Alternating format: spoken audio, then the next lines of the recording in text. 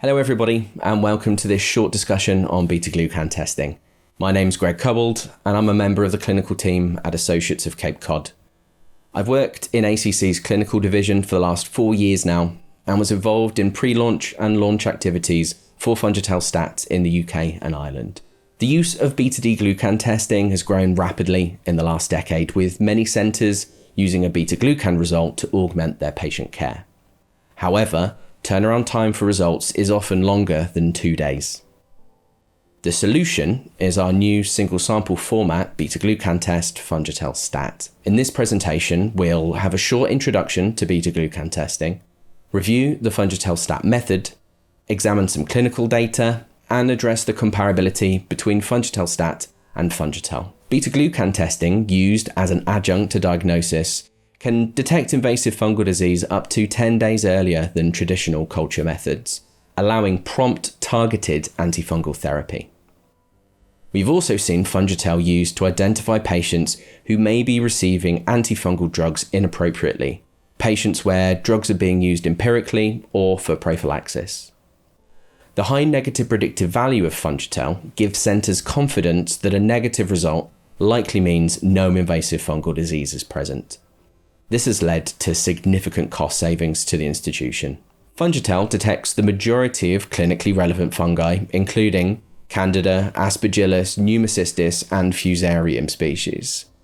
Those patients most at risk of developing these invasive fungal diseases include those with hematological malignancy, chronic respiratory diseases, renal failure, and pancreatitis. Associates of Cape Cod introduced the Fungitell plate-based assay nearly 20 years ago, and since then it's achieved widespread use around the globe. More recently, we've added the Fungitell STAT single sample format beta-glucan assay to the Fungitell product range. This enables small and medium institutions with smaller patient populations to offer in-house beta-glucan testing and improve the clinical management of their patients. Offering the shortest turnaround time of just 1 hour for a single sample, Fungitell STAT requires fewer pipetting steps than Fungitell and is much easier to perform. There is a one-step sample treatment, and we use individually prepared glass tubes with pipetting volumes of greater than 50 microliters for easier handling. We use a small reader with simple software to perform the incubation, read, and analysis of your samples to save on bench space. Data from Fungitell and Fungitell STAT are highly comparable, and we'll review some published data in this presentation. Firstly, we'll look at how Fungitell STAT results are obtained, and then how they compare to Fungitell, before looking at some clinical data obtained using Fungitell STAT. Hello, my name is Robert Dordine. I am a principal scientist at Associates of Cape Cod. I was the technical lead for the Fungitell STAT 510K submission. Fungitell and Fungitell STAT are related through the beta-glucan index, or BGI. The index is the reported output for the Fungitell STAT method. The relationship is simple. The patient sample rate is compared with the Fungitell STAT standard rate, providing a ratio, otherwise known as the BGI. Here is a table presenting the categorical relationships for the relevant clinical ranges comparing Fungitell in typical picogram per mil units to the Fungitell STAT BGI. Where did these relationships come from? To properly answer this question, we have to take a step back and examine some of the key aspects of the underlying analytics of the system. We assessed Fungitell STAT repeatability in collaboration with 3 independent sites. For this interlaboratory study, a panel of spike serum samples were analyzed twice per day, testing 3 replicates with multiple operators and instruments at each of the sites. The precision of the repeated measurements, as defined by the coefficients of variation for each sample, were less than or equal to 20% in nearly all cases.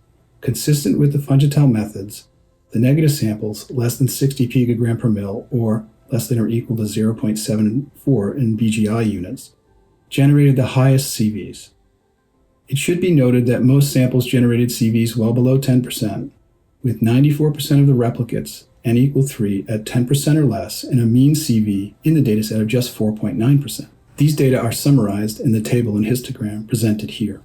With the analytical capabilities of the method addressed, patient samples were analyzed. The cutoffs for Fungitell STAT were developed empirically by testing 93 patient samples and analysis of the resulting receiver operating curve. To confirm these cutoffs, 488 patient samples were tested using both Fungitell and Fungitell STAT. These data show that the results from Fungitell STAT are highly comparable to Fungitell, with a positive percent agreement of 99% and a negative percent agreement of 98%, with some expected variability for both assays within the indeterminate range, which was not included in this analysis.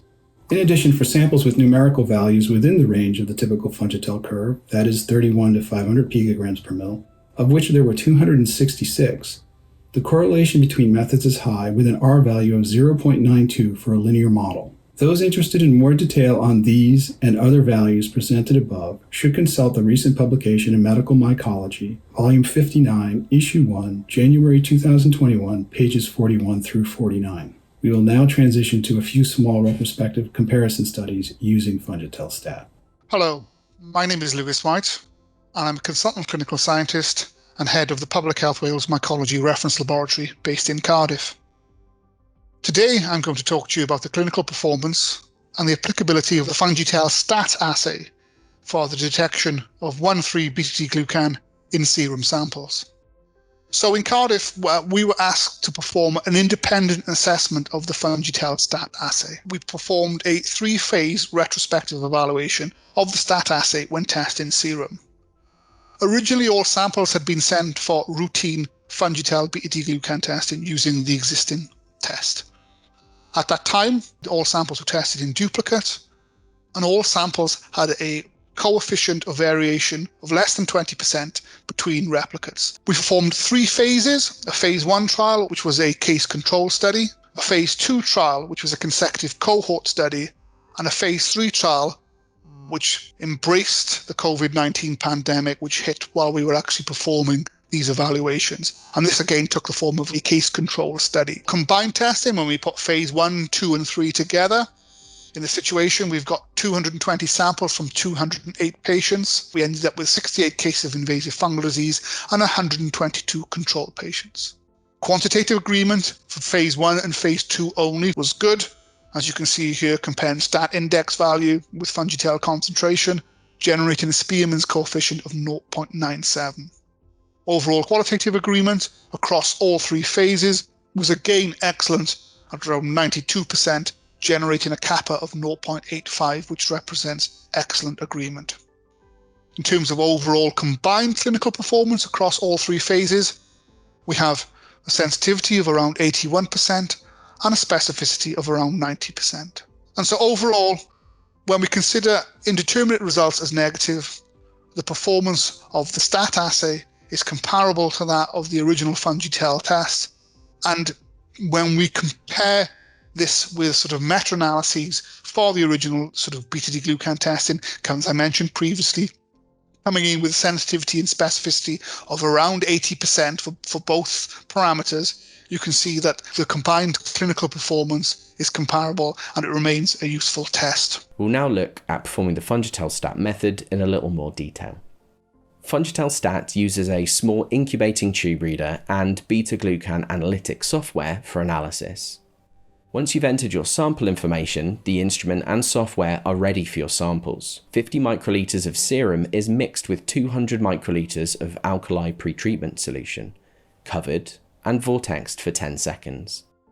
For the standard, we'll reconstitute as per the instructions on the pack, with Lao reagent water followed by alkaline pretreatment solution. This is mixed, covered, and both sample and standard are incubated for 10 minutes. During the incubation stage, we can reconstitute the Fungitell STAT reagent, one for each standard and sample. These are reconstituted with 300 microliters of Lao reagent water and mixed at a slow speed.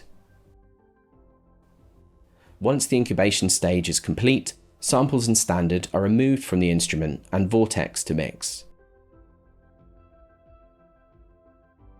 75 microliters of incubated mixture is added just above the meniscus of the liquid in each reagent tube.